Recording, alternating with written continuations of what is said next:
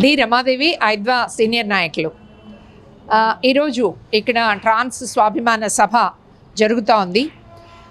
ఇటీవల కాలంలో చాలా హడావుడిగా కేంద్ర ప్రభుత్వం ఈ ట్రాన్స్ అమెండ్మెంట్ బిల్లు ఏదైతే తీసుకొచ్చిందో, ఈ అమెండ్మెంట్ బిల్లు తీసుకొచ్చే ముందు ఎవరైనా ట్రాన్స్ కమ్యూనిటీ నుంచి మీకు అప్పీల్ చేశారా?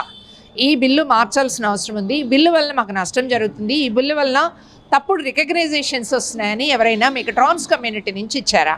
లేదు, మీ అంతటి మీరే ఓ బిల్లు తీసుకొచ్చారు. ఒక కమిటీని అపాయింట్ చేయాలని సుప్రీంకోర్టు చెప్పింది, కమిటీని అపాయింట్ చేసింది, ఈ కమిటీతో చర్చించమని కోరింది. కానీ మీరు రాజ్యసభలో ఈ కమిటీ చెప్పేది ఏమి వినకుండానే రాజ్యసభలో కూడా పాస్ చేశారు. ఇది ఒక డెమోక్రటిక్ రాజ్యాంగమా, లేకపోతే ఆర్ఎస్ఎస్ మోడీ మనువాద రాజ్యమా అని మేము ప్రశ్నిస్తున్నాము. మనువాదం స్త్రీలని పురుషుల్ని సమానంగా గుర్తించలా, కులాల్ని సమానంగా గుర్తించలా, అసమాన సమాజాన్ని నిర్మించింది. దానికి భిన్నంగా మనం రాజ్యాంగాన్ని రాసుకున్నాం. ఈ రాజ్యాంగంలో అందరికీ సమాన హక్కులు ఉన్నాయి. ఈ సమాన హక్కులు మెన్ అండ్ ఉమెన్కి మాత్రమే కాదు, ట్రాన్స్ men, trans women, transgender, bilingual, binary అంటే బైసెక్షువల్, వీళ్ళందరికీ కూడా వాళ్ళ థర్డ్ జెండర్గా గుర్తించి కాన్స్టిట్యూషన్ ఒక మనిషికి ఏమి రైట్స్ ఇస్తుందో ఆ రైట్స్ అన్నీ ఇవ్వాలి అని.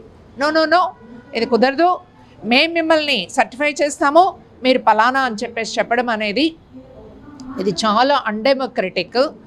దీన్ని ఐద్వా ఇతర మహిళా సంఘాలన్నీ కూడా చాలా ఖచ్చితంగా వ్యతిరేకిస్తున్నాయి. వ్యతిరేకించడం మాత్రమే కాదు, ఈ చట్టాన్ని రద్దు చేసే వరకు ఈ పోరాటం సాగుతుంది.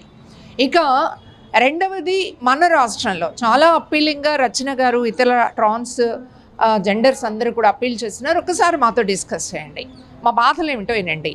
బయట సమాజానికి కూడా మేము అప్పీల్ చేస్తున్నాం, ప్రభుత్వానికి అప్పీల్ చేస్తున్నాం, బయట సమాజానికి కూడా అప్పీల్ చేస్తున్నాం. అదేమిటి అంటే, చాలా చోట్ల వీళ్ళ ఎడల తప్పుడు అభిప్రాయాలు విస్తరించున్నాయి. దౌర్జన్యం చేస్తారని, ఇవ్వకపోతే కొట్లాడతారని, ఇలాంటివి చాలా ఉన్నాయి. వాస్తవం, అందరిలో ఎలా తప్పుడు వాళ్ళు ఉంటారో ట్రాన్స్జెండర్స్లో కూడా కొద్దిమంది దౌర్జన్యం చేసేవాళ్ళు, లేకపోతే దొంగతనాలు చేసేవాళ్ళు. మేము అడిగేది ఏంటంటే, వాళ్ళు అడుగుతున్నది కూడా ఏంటంటే, ఎవరైనా ఒక మగవాడు తప్పు చేస్తే అతను తప్పు చేశాడంటారు, ఎవరైనా ఆడమనిషి తప్పు చేస్తే ఆడమనిషి తప్పు చేసిందంటారు. మొత్తం ఆడవాళ్ళంతా తప్పు చేశారన్నారు కదా, మొత్తం మగాళ్ళంతా తప్పు చేశారన్నారు కదా. కానీ మాకెందుకు ట్రాన్స్ కమ్యూనిటీ యావత్తుని మీరు శిక్షిస్తున్నారు? ఒక చోట ఏదైనా ఒక కంప్లైంట్ వస్తే వీళ్ళ మీద మొత్తం కమ్యూనిటీని అందరినీ రమ్మంటారు పోలీస్ స్టేషన్కి. వీళ్ళు ఎవరైనా సెక్షువల్ వైలెన్స్ గురైతే వీళ్ళ మీద దాడులు కూడా జరుగుతుంటాయి. వీళ్ళ మీద దాడులు జరిగితే వెళ్ళి పోలీస్ స్టేషన్ కంప్లైంట్ ఇవ్వబోతే ఏ ఒక్క పోలీస్ స్టేషన్లోనూ రిసీవ్ చేసుకోరు. అంటే వీళ్ళని మనుషులుగానే చూడరు. సో మేము అడిగేది ఏంటంటే, గవర్నమెంట్ వ్యవస్థలు వీళ్ళని మనుషులుగా చూడాలి. వాళ్ళ తప్పు కాదు అది, ప్రకృతిలో వచ్చినటువంటి ఒక ఏర్పాటు, ప్రకృతిలో జెనెటికల్గా వచ్చే చేంజెస్ ఫలితం, అది మ్యూటేషన్స్ చెప్తాం మనం. సో ఈ ఫలితంగా వచ్చినటువంటి వాళ్ళని పుణ్యప్రదంగా భావించింది సమాజం. దీన్ని ఫస్ట్ గుర్తించుకోండి. ఎందుకు మీరు వాళ్ళ ఆశీర్వచనం కావాలని అనుకుంటున్నారు అంటే, సమాజం ఇలాంటి వాళ్ళని కూడా గుర్తించాలి, గౌరవించాలి అని మన పురాతన సమాజం గుర్తించింది. ఆధునిక నాగరిక సమాజం మాత్రం వీళ్ళ నేరస్తులుగా ముద్ర వేస్తూ ఉంది.